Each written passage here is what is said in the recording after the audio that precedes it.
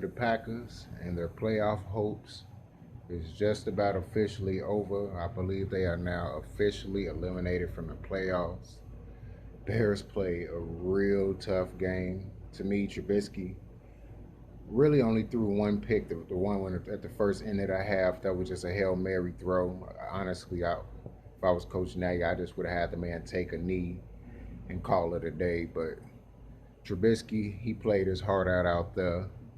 He outthrew Aaron Rodgers. The Bears even had the ball longer. It's just that those two turnovers is what killed us. Well, really one turnover because the first one was at the end of the half. But that one turnover, that one interception is what really just killed the Bears.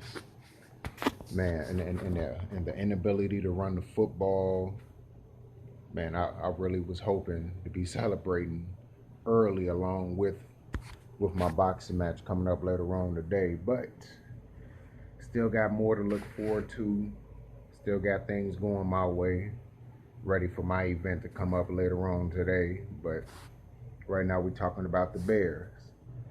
They did everything right statistically. Had the ball longer, more total yards. Only thing the Packers had more than them was rushing yards, which was 100 to 96, which that wasn't much of a difference. The Bears only give up 96 rushing yards per game, so giving up that 4 extra, it is what it is. The Bears, man, if they was able to run the football better, then maybe, yes, that they win the game. It was a critical play with Cordell Patterson catching the ball towards the sideline. Me personally, if I was in Matt Nagy's shoes, I would have went ahead and threw that challenge flag, but he didn't think it was the right decision. To me, if they do and they win that challenge, then they get down to about the 4 or 5 yard line and have a chance to actually score a touchdown instead of a field goal, which to me made a huge difference because they scored a touchdown. Then, yeah, it's already up tied basically, you know, or at least close to it. About what, another matter of fact, another 4 points, so it'd be 17-21, and then they would have had an even better chance of possibly getting it down in. It was just a lot of clock management towards the end that killed us. And man, having Buster Screen on Devontae Adams on that one play definitely killed us. I don't know why the hell you have one of the shorter corners playing a tall receiver like Devontae Adams. Devontae Adams like 6'3", 6'4". Buster Screen like 5'9", 5'10". It don't matter what level that you plan on. That's a mismatch all the way. So I don't know what that was about. But also Akeem Hicks went out there. He still called some quarterback hits. Despite getting injured twice and going to the blue tent, he really played his ass off. He helped a lot in the run game and also freed up Mac a little bit, which the stats not gonna show. A lot of people gonna be saying Mac is trash and all this extra dumb shit, but Mac still had multiple people on him. He still was playing well against the run and doing his assignments. Leonard Floyd had a few pressures on Aaron Rodgers. He didn't get his typical 2 sack game like he usually do, but he did get pressures. He did call an intentional grounding and a loss of down. Man, the defense played awesome. You know, for the most part, I say 75% of the game because the other 25% they gave up 3 scores.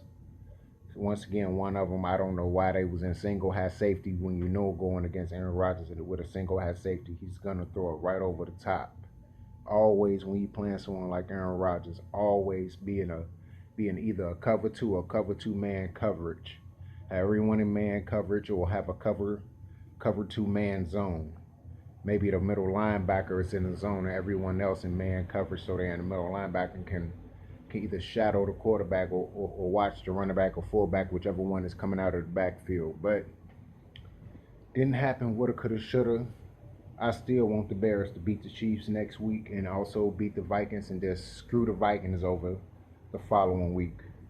But I'll say if we can't make it to the playoffs, be the ones that spoil people's playoff chances and mess up people's seating in the standings. That's what I'm about now. The Bears can't make the playoffs, beat the Chiefs, mess up their seating in the standings, and definitely beat the Vikings. And if that means you putting them out of the playoffs and putting the Rams in, so damn be it. because screw the division rivals, screw all of them. Bears had this is second time the Bears had a chance to win that game against the Packers. Can't get it done. Now us Bear fans gonna be reflecting on all the games that they could have won. Like, man, we beat the Packers twice, beat the Chargers, we got 10 wins, but didn't happen. It all started. It all started when Trubisky went down and the inactivity of letting him run, much like he did in this game and the games before that, as he gained more and more opportunities, and also just being more consistent and confident in himself, because I've stressed it enough. Many many people that's on YouTube has stressed it enough that maybe it was the play calling and also them just trying to keep him in the pocket to keep him from getting hurt. Even though he still wound up getting hurt regardless of the fact. But right now, to me, Trubisky showed that he belongs with the Bears. If the play calling is done like this more consistently down the line, to me, he can have a Pro Bowl season much like he did last year. And actually, and based on the way he playing, he's gonna probably most likely throw more touchdowns this year than he did last year, in my opinion. If not, at least get close to it, somewhere around between 22 to 25 touchdowns.